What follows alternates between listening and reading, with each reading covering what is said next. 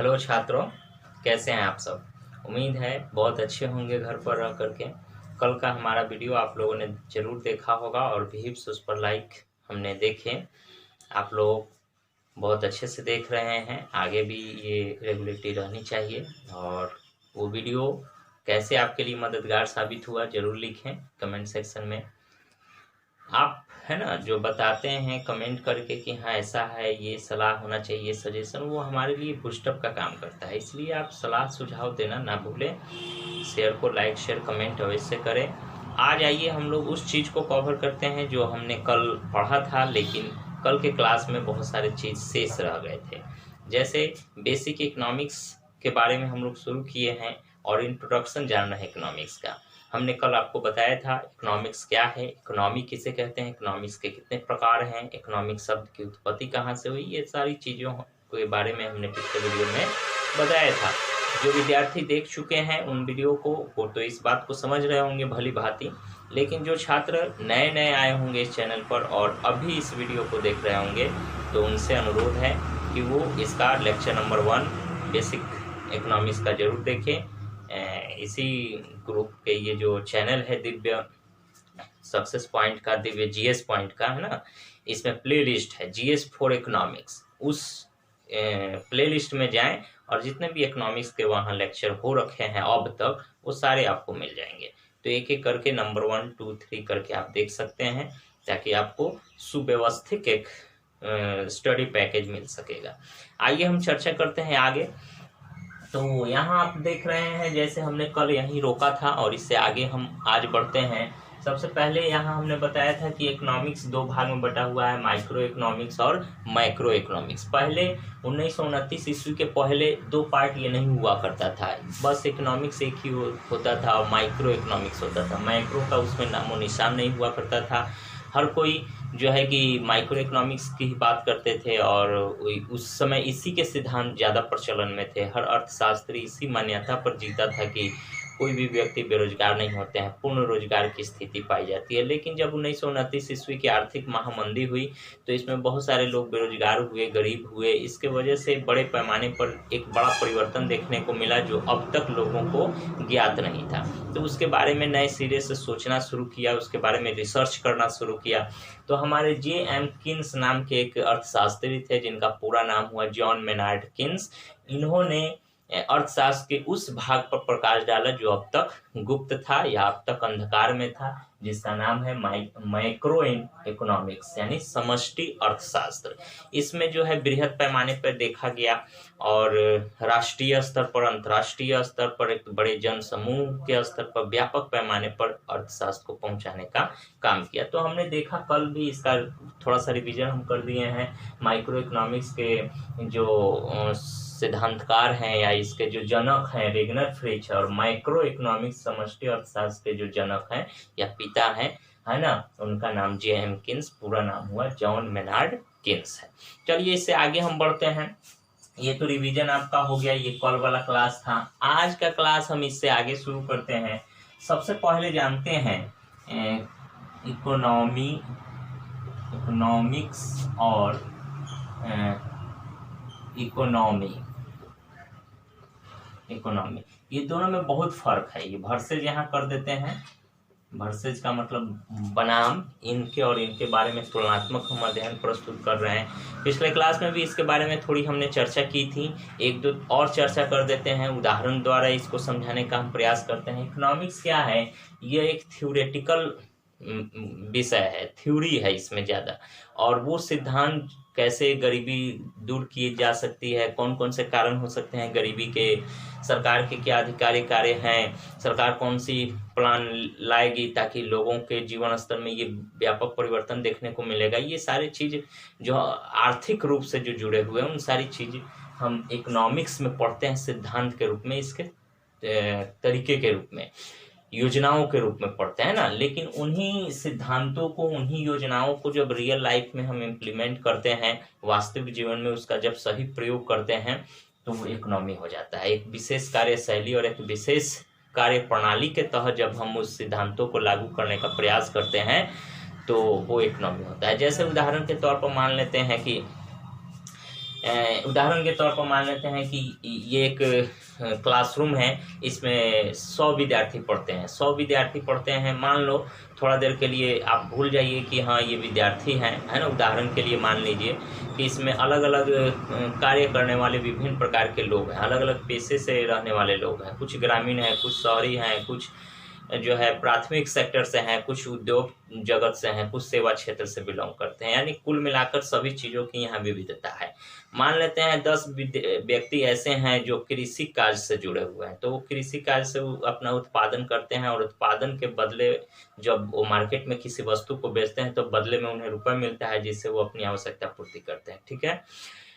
फिर वो पैसा जब दूसरे किसी व्यक्ति के पास गया तो उसे वो उद्योग में लगाया। उद्योग में लगाने के बाद औद्योगिक वस्तु का उत्पादन किया। अब औद्योगिक वस्तु का जो है विनिमय वितरण उसी 100 आदमी के बीच करेगा, जहां प्राथमिक सेक्टर से भी जुड़े हुए लोग उसे खरीदेंगे, सेवा क्षेत्र से भी जुड़े हुए। फिर बाकी 10 आदमी 20 आदमी ऐसे हैं जो सेवा क्षेत्र से जुड़े हुए हैं, ना ही कृषि से हैं, ना ही उद्योग से हैं, किसी और सेक्टर से हैं, लेकिन उन्हें भी जो है अपनी सेवाओं के बदले उन्हें कुछ पैसे मिल रहे हैं, जिससे वो अपनी आवश्यकताओं की पूर्ति कर रहे हैं। तो मान लेते हैं 5,000 रुपये हैं, एक उदाहरण के तौर पर मान लीजिए 5,000 रुपये हैं जो इस 100 व्यक्ति के पास सर्कुलेट कर रहा है। एक के बाद दूसरा, दूसरे के बाद तीसरा, तीसरे के बाद चौथा जा रहा है, फिर पुनः पहले दूसरे, इस तरह चक्रीय प्रवाह में ये नाच रहा है ना। तो ये समझिए हमारी एक इकोनॉमी हो गई, यही इकोनॉमी है। अब इसको लागू करने का तरीका, अब इसमें जैसे आप लोग देखते हैं इकोनॉमी के प्रकार, आगे भी हम लोग जानेंगे। ओपन इकोनॉमी, क्लोज इकोनॉमी, है ना, साम्यवादी अर्थव्यवस्था, पूंजीवादी अर्थव्यवस्था, मिश्रित अर्थव्यवस्था, ये सब कार्य प्रणाली है। जो अभी हमने नाम बताया, ये साम्यवादी जो है एक नाम है जो विभिन्न प्रकार के इकोनॉमियों की कार्य प्रणाली को सिद्ध करता है। तो आगे हम इन सभी चीज़ों पे जानेंगे। इकोनॉमी क्या है, इकोनॉमिक्स क्या है, हाँ उम्मीद है आप लोग समझ गए होंगे। अब देखिए पूंजीवादी इकोनॉमी के प्रकार में हम आइए सबसे पहले जानते हैं। हाँ, एक थोड़ा सा और चीज़ हमने कल बताया था चाणक्य के बारे में। चाणक्य नाम के बहुत बड़े विद्वान थे। आज से 2400 वर्ष पहले जो है तक्षशिला विश्वविद्यालय, जो दुनिया का सबसे प्रथम विश्वविद्यालय माना जाता है, उसके ये प्राध्यापक थे। चाणक्य के अर्थशास्त्र के जनक थे, है ना। वो अर्थशास्त्र नहीं जो विषय के रूप में हम लोग यहाँ पढ़ रहे हैं, वो अर्थशास्त्र एक पुस्तक के रूप में है, जिसमें राजा राज्य कैसे करेगा इसके बारे में बताया गया। इन सभी चीज़ों को हमने पिछले क्लास में कवर किया था, इसलिए विस्तृत चर्चा इस पर नहीं करेंगे। लेकिन उसकी चर्चा हम इसलिए यहाँ पर मात्र इसलिए करते हैं कि उसमें इस अर्थशास्त्र से संबंधित एक चीज़ का बहुत ही अच्छा वर्णन किया गया है, और वो ये है कि जिस तरह हमारे शरीर में विभिन्न प्रकार के अंगों का अपना अपना अलग अलग कार्य है। बिल्कुल कार्य है भाई, नाक का काम सांस लेना है, आँख का काम जो है देखना है, कान का, हर अंग जो है कि कोई ना कोई विशेष कार्य के लिए बना हुआ है। तो रुधिर जो होता है वो परिसंचरण करता है, परिवहन का कार्य करता है, एक जगह से दूसरे जगह, दूसरे से तीसरे, पूरे शरीर में उसका प्रवाह जो है निरंतर चलता रहता है। और यही हृदय का पंप जब रुक गया तो फिर कहानी खत्म हो जाते हैं। तो हृदय का जो ये जो खून का परिसंचरण है, रक्त का परिसंचरण, ये बहुत ही महत्वपूर्ण माना जाता है ना। सबसे ज़्यादा महत्वपूर्ण यही परिवहन को देखा जाता है। जब कोई व्यक्ति डेड कर जाता है तो डॉक्टर और सब अंगों की जांच नहीं करता है, बस वो पल्स देख करके ये जांचता है कि रक्त का प्रवाह चल रहा है कि नहीं, है ना, नाड़ी उसका जो है पल्स चल रहा है कि नहीं। तो कहने का मतलब रक्त का प्रवाह बहुत मायने रखता है मानव शरीर में। तो इसी से जुड़ा हुआ चाणक्य ने अपने अर्थशास्त्र में लिखे हैं कि जिस तरह मानव शरीर में रक्त का कार्य होता है, उसी तरह पूरी अर्थव्यवस्था में, अर्थशास्त्र में, है ना, मुद्रा का महत्व है। मुद्रा बहुत ही महत्वपूर्ण चीज़ है। आप लोग 9th-10th में पढ़ चुके होंगे। मुद्रा किसे कहते हैं? किसी भी वस्तु को खरीदने और बेचने के लिए जिस माध्यम का हम इस्तेमाल करते हैं उसे हम मुद्रा कहते हैं।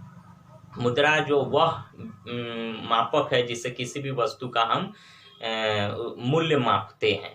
मुद्रा संचित भी हो सकता है। मुद्रा हम अपनी क्रय शक्ति को बढ़ाने के लिए भी बहुत, मुद्रा पर एक चैप्टर ही हम पढ़ाएंगे और आगे इसकी चर्चा करेंगे।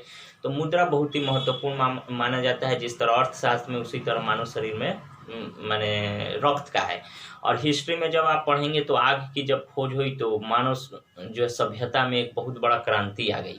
पहले जो लोग कच्चे मांस खाते थे, जंगलों में रहा करते थे, पशु पक्षियों, बड़े बड़े हिंसक जीव जंतुओं से अपनी सुरक्षा नहीं कर पाते थे।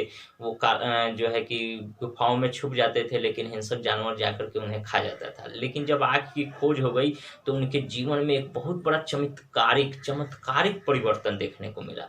सबसे बड़ा परिवर्तन कि वो जो कच्चे मांस अब तक खाते थे, अब वो पका करके खाने लगे, उन्हें स्वादिष्ट लगने लगा। और इन हिंसक जानवरों से बचने के लिए अपने गुफा के मुंह पर जो है आग जला करके रखने लगे, जो उनकी सुरक्षा को बढ़ाता था। तो आग की खोज मानव इतिहास में एक सबसे बड़ी खोज के रूप में जाना जाता है। उसी तरह पॉलिटिकल साइंस में पढ़ेंगे तो मत का प्रयोग, मत हमारी जो लोकतंत्र है, मत के इर्द गिर्द घूमती है लोकतांत्रिक व्यवस्था। तो हर विषय का अपना एक की पॉइंट होता है जिसके इर्द गिर्द वो पूरी व्यवस्था घूमती है, पूरा सिद्धांत घूमता है। कुछ प्रत्यक्ष रूप से उससे जुड़े होते हैं, कुछ अप्रत्यक्ष रूप से जुड़े होते हैं, लेकिन वह जो मुख्य बिंदु होता है उस विषय का अब सबसे अहम पोर्शन होता है। तो हमने मत का चर्चा किया, ये पॉलिटिकल साइंस में सबसे महत्वपूर्ण माना जाता है। इतिहास में आग की खोज मानी जाती है, पहिए की खोज मानी जाती है। ऐसे बहुत सारे चीज होते हैं जो उस विषय को एक चमत्कारिक प्रभाव देता है ना। उसी तरह अर्थशास्त्र में मुद्रा के बारे में है जानना है। मुद्रा जो कि इसी मुद्रा के इर्द गिर्द हमारी आर्थिक नीति घूमती है, आर्थिक व्यवस्था घूमती है, आर्थिक स्ट्रक्चर से लेके सारा चीज जो है उसी मुद्रा के इर्द गिर्द घूमता है। तो निश्चित तौर से मुद्रा बहुत ही अहम पोर्शन है इस विषय का, है ना। तो आगे अब हम लोग चर्चा करते। तो आप देख रहे हैं स्क्रीन पर जैसा कि दिया हुआ है ना, अर्थव्यवस्था के प्रकार, इकोनॉमी के प्रकार। हमने इकोनॉमिक्स के प्रकार देखे जो माइक्रो मैक्रो में बटा हुआ है। अब आए अर्थव्यवस्था के प्रकार। 3 प्रकार के होते हैं, पूंजीवादी अर्थव्यवस्था, साम्यवादी अर्थव्यवस्था और मिश्रित अर्थव्यवस्था।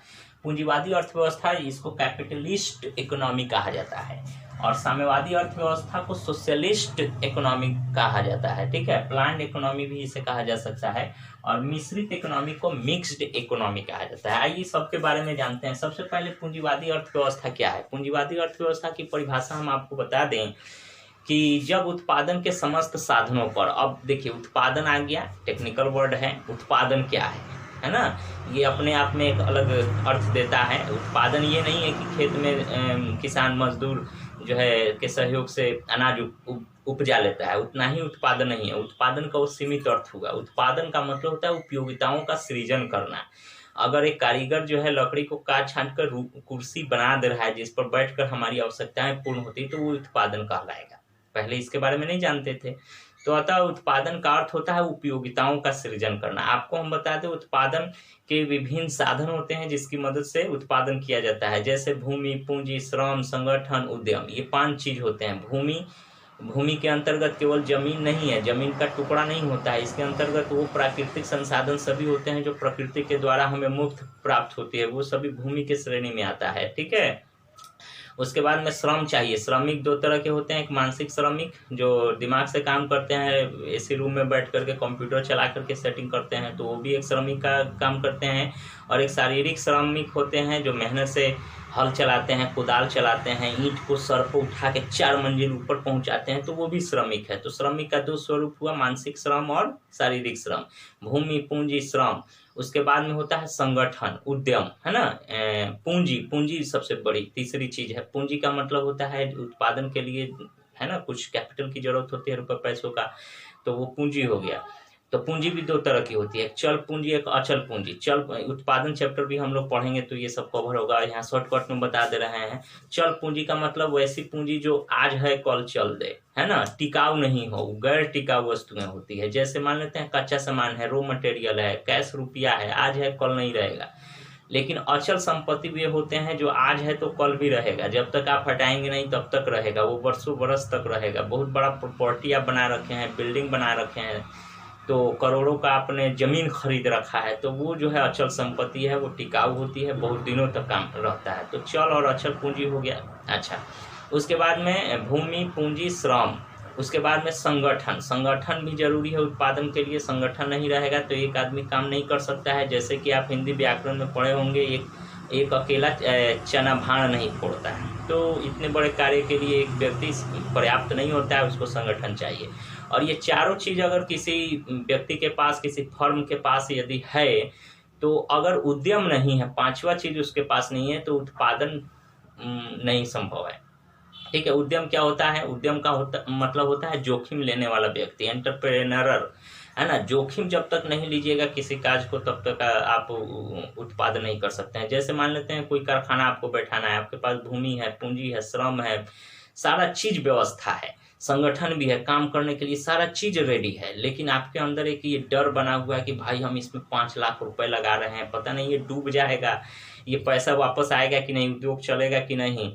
तो आप घबरा करके नहीं, छोड़ो भाई 5 लाख इतना रहने दो बरकरार, न तो कल हो कि डूब जाएगा तो कौन गली में हम रहेंगे। तो वो क्या करते हैं, आप कदम अपने पीछे कर लेते हैं। तो यहाँ उत्पादन हुआ नहीं हुआ, आपने उद्यम नहीं लिया, आपने जोखिम नहीं लिया, तो उत्पादन नहीं हुआ।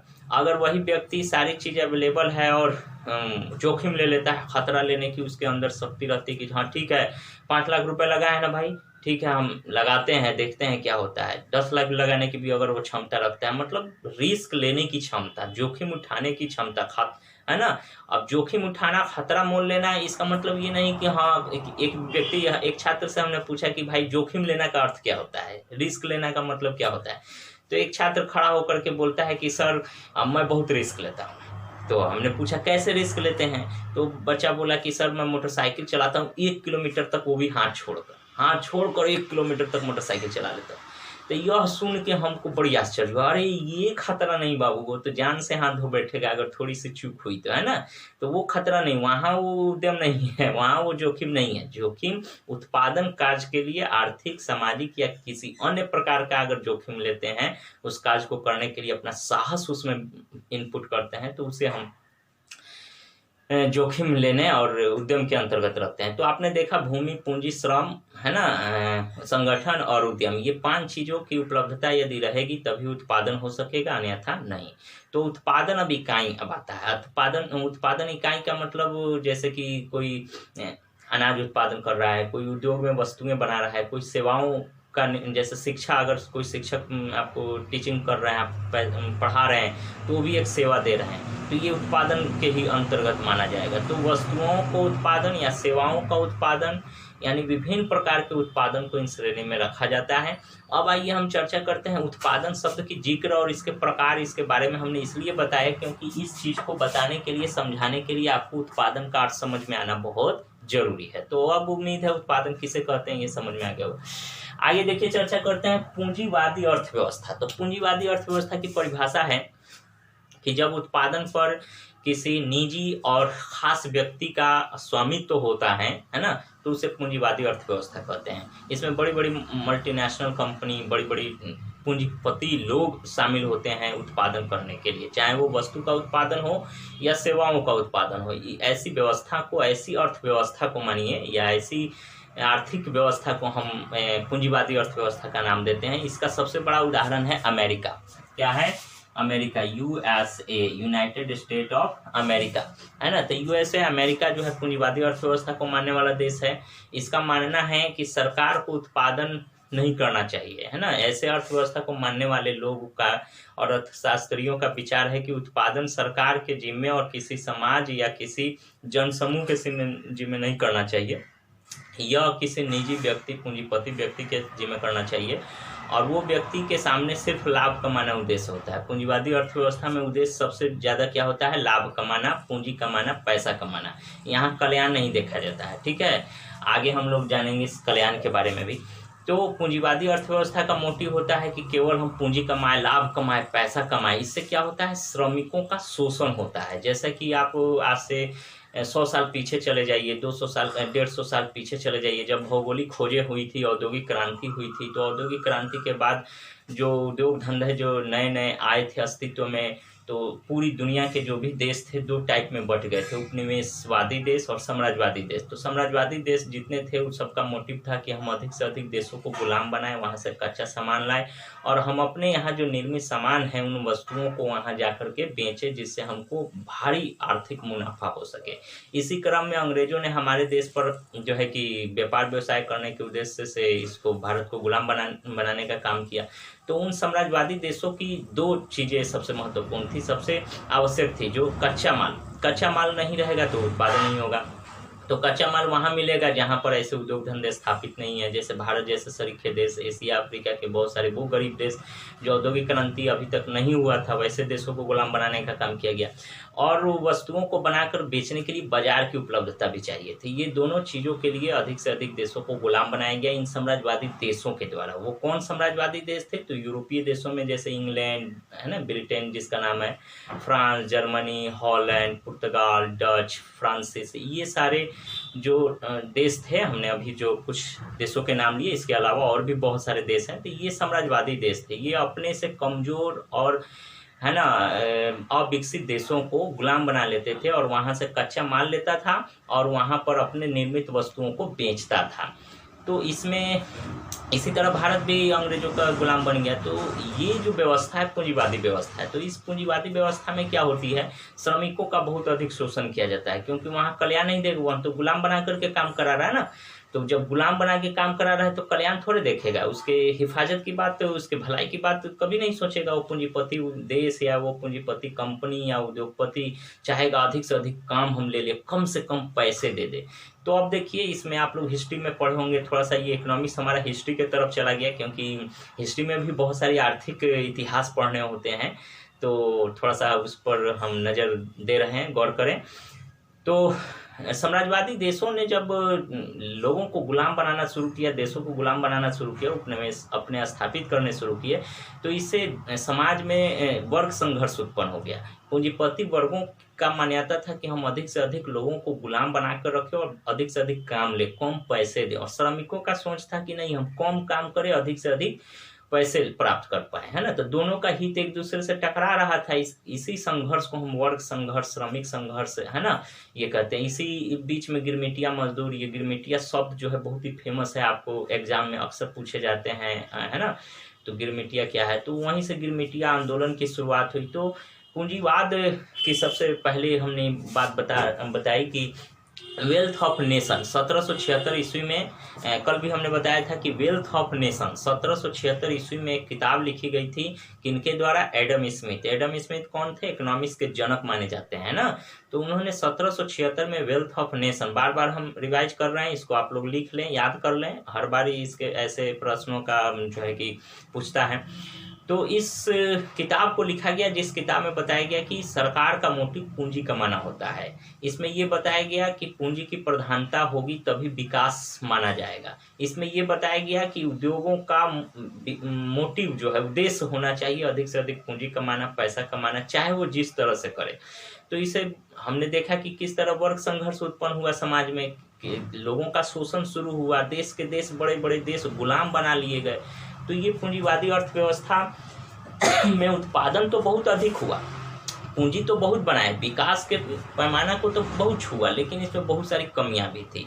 पूंजीवादी अर्थव्यवस्था में क्या होता है कि समाज दो स्पष्ट वर्गों में बढ़ जाता है, एक पूंजीपति वर्ग और एक श्रमिक वर्ग। और पूंजीपति जो बहुत धनी हो, अमीर अमीर बनता चला जाता है, और जो श्रमिक है, जो मजदूर है, कमजोर है, वो एकदम गरीब से गरीब, उसका जो है कि विकास नीचे की तरफ जाता है, और जो पूंजीपति है उसका विकास ऊपर की तरफ जाता है। तो ये एक समाज में बड़ी विषमता कायम करता है, और समाज में वर्ग संघर्ष से लेकर के आंदोलन, अशांति, ये सारी परेशानियां उत्पन्न हो जाती है। तो पूंजीवादी अर्थव्यवस्था की शुरुआत कब, कैसे हुई थी, किस जनक ने किया था, इसके बारे में हमने देखा। इसमें कौन सी कमियां हैं, ये हमने देखा। और इसको मानने वाले देश अमेरिका है पूंजीवादी अर्थव्यवस्था का, ये हमने देखा। अब आइए हम लोग आते हैं साम्यवादी अर्थव्यवस्था पर, ठीक है। तो साम्यवादी अर्थव्यवस्था में क्या हुआ कि जैसे कार्ल मार्क्स के बारे में आप लोग पढ़ते हैं, वो जर्मनी के रहने वाले थे, लेकिन रूस ने उनके विचारों को अपनाया। जर्मनी भी पूंजीवादी अर्थव्यवस्था के नीति पर चला, जिसकी वजह से कार्ल मार्क्स के विचारों की उन्होंने अवहेलना कर दी। कार्ल मार्क्स एक ऐसे व्यक्ति थे, है ना, जिन्होंने साम्यवाद यानी आर्थिक व्यवस्था के ऊपर एक पूंजीवादी जो अर्थव्यवस्था थी, समाज में जो खाई बढ़ा रहा था, जो विभिन्न प्रकार की परेशानियों को जन्म दे रहा था, उसे दूर करके एक निर्मल और स्वच्छ समाज बनाने के लिए उन्होंने प्रयास किया। उन्होंने पूंजीवादी अर्थव्यवस्था में जो दोष थे उसे दूर किया गया और एक नई व्यवस्था को कायम करने का भरसक प्रयास किया गया। उन्होंने अपनी किताब लिखी थी, दास कैपिटल, कम्युनिस्ट मैनिफेस्टो, साम्यवादियों का घोषणा पत्र। है ना। तो ये 2 किताब ऐसी थी जो कार्ल मार्क्स के द्वारा लिखी गई, और ये कार्ल मार्क्स ने ऐसी किताबें लिखकर पूरी दुनिया में हलचल मचा दिया, और पूंजीवादी अर्थव्यवस्था की घोर भर्त्सना उन्होंने की, काफ़ी आलोचना की। पूंजीवादियों के जो कमी थे, जो उसकी दिक्कतें थी, बुराइयां थी, उस सब को उजागर करने की कोशिश की गई, और श्रमिकों का जो शोषण हो रहा था उनका जो भरपूर है ना कमज़ोर करने का प्रयास पूंजीपतियों के द्वारा किया जा रहा था। तो उस चीज़ को बड़ी प्रमुखता से इस दास कैपिटल में और साम्यवादियों के घोषणा पत्र नामक पुस्तक में उठाया गया।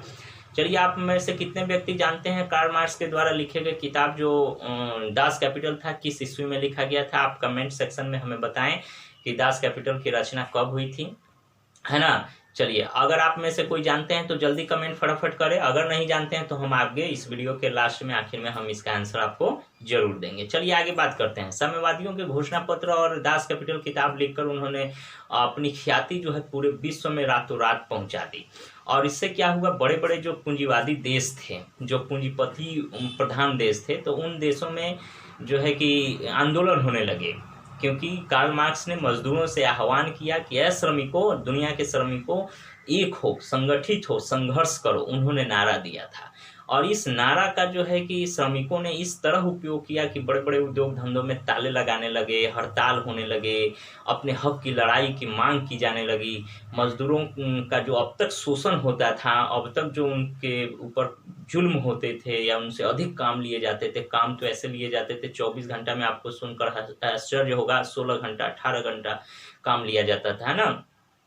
और कोई काम का घंटे का तय नहीं था, कितना वेज मजदूरी देना है यह भी क्लियर नहीं था। लेकिन जब कार्ल मार्क्स ने दास कैपिटल लिखी, है ना, और ये किताब दोनों लिखी और पूरी दुनिया के लोगों से आह्वान किया, श्रमिकों से आह्वान किया कि तुम एक हो और पूंजीपतियों से लड़ो, अपने हक की लड़ाई करो, संगठित हो और संघर्ष करो, क्योंकि ये पूंजीपति तब हैं जब श्रमिक उसका सहयोग कर रहे हैं। ये उद्योग धंधा आज इस चकाचौंध में, आधुनिकता की चकाचौंध में इतने फेमस है इसलिए हैं क्योंकि उसके नीचे एक श्रमिक का खून लहू जुड़ा हुआ है, उसका मेहनत, उसका तप, संयम लगा हुआ है। हमने पहले दिन भी 1 मई के दिन भी क्लास में इसकी चर्चा की थी। अभी हाल ही में 1 मई को श्रमिक दिवस मनाया गया है। 1 मई को, है ना, 1 मई 1923 को हमारे देश में श्रमिक दिवस मनाया गया शुरू में, और 1 मई 1886 में अंतर्राष्ट्रीय स्तर पर भी श्रमिक दिवस मनाया जाता है।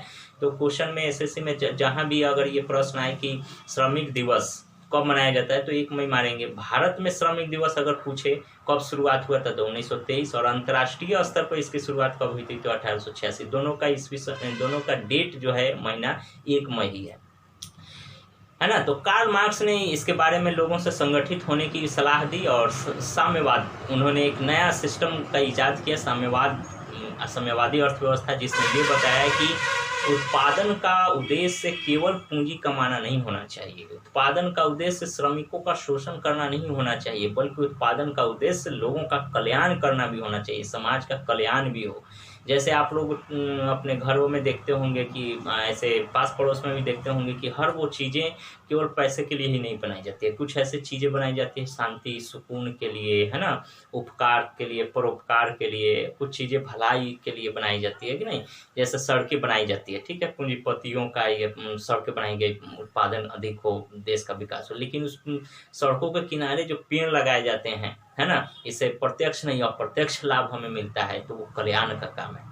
ठीक है, श्रमिक जहाँ काम कर रहे हैं, उद्योग धंधा स्थापित कर रहे हैं, ये पूंजीपतियों का काज है, लेकिन वहाँ पर पेयजल की सुविधा का विस्तार करना, शिक्षा का व्यवस्था करना, उन श्रमिकों का आवास की व्यवस्था करना, ये सब जो है कि कल्याण का भी काम है।